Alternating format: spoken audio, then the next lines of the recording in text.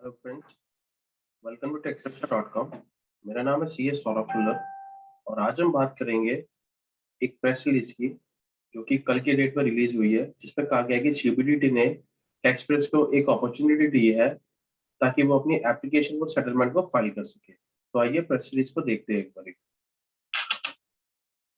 Finance act 2021 में amendment लाई गई जिसमें ये कहा गया कि आपका जो इनकम टैक्स सेटलमेंट कमीशन है वो 1 फरवरी 2021 से सीज टू ऑपरेट हो जाएगा, यानी कि there will be no income tax settlement commission with effect from 1 February 2021।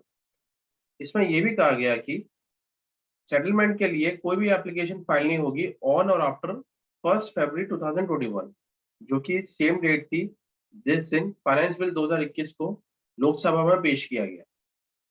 अब इस केस में जो पेंडिंग सेटलमेंट एप्लीकेशन थी 31 जनवरी 2021 को गवर्नमेंट ने उसके लिए एक एंट्री बोर्ड का गठन किया by notification number 91 of 2021 dated 10 अगस्त 2021।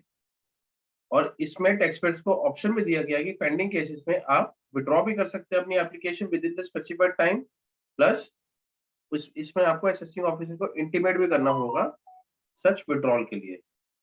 अब इस केस में यह भी देखा गया कि कुछ टैक्सपेयर ऐसे थे जो एडवांस स्टेजेस में थे अपनी एप्लीकेशन फाइल करने के एज ऑन 1 फेब 2021, और इस अमेंडमेंट की वजह से वो नहीं फाइल कर पाए। तो इस केस में उन टैक्सपेयर्स ने हाई कोर्ट में अप्रोच किया ताकि उनकी जो एप्लीकेशन और सेटलमेंट है वो एक्सेप्ट करी जा सके, और ऑनरेबल हाई कोर्ट्स ने भी इंटरिम रिलीफ देते हुए उन्हें जो उनकी एप्लीकेशन और सेटलमेंट है एक्सेप्टेंस की गाइडेंस दी ताकि उनकी जो एप्लीकेशन है वो एक्सेप्ट हो सके।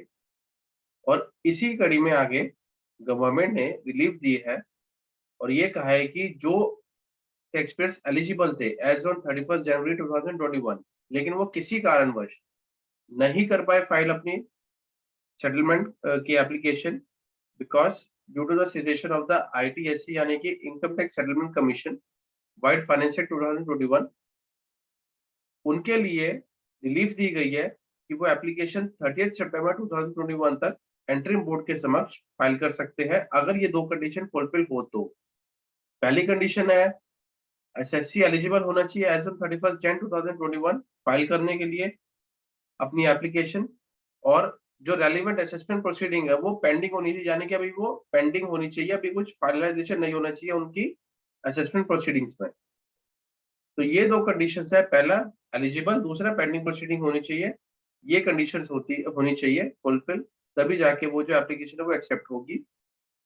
अब ये जो एप्लीकेशन है इसमें कहा गया है कि clause EB of section 245 capital A of the act में ये कहा गया है कि इसको पेंडिंग एप्लीकेशन ही माना जाएगा और उसी के हिसाब से एंट्री बोर्ड इसको डिस्पोज ऑफ करेगा।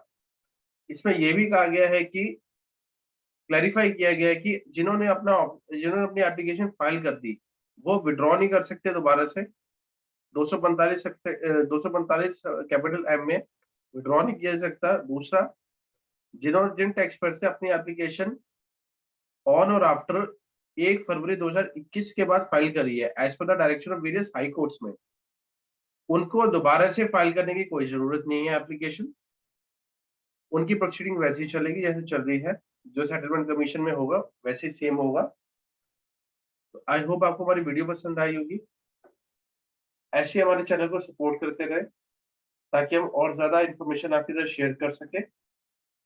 हमारी वीडियोस को लाइक एंड शेयर करें और हमारे चैनल को सब्सक्राइब करें ताकि हम और ज्यादा से ज्यादा इंफॉर्मेशन आपके साथ ला सके वीडियो के माध्यम से। Thank you very much.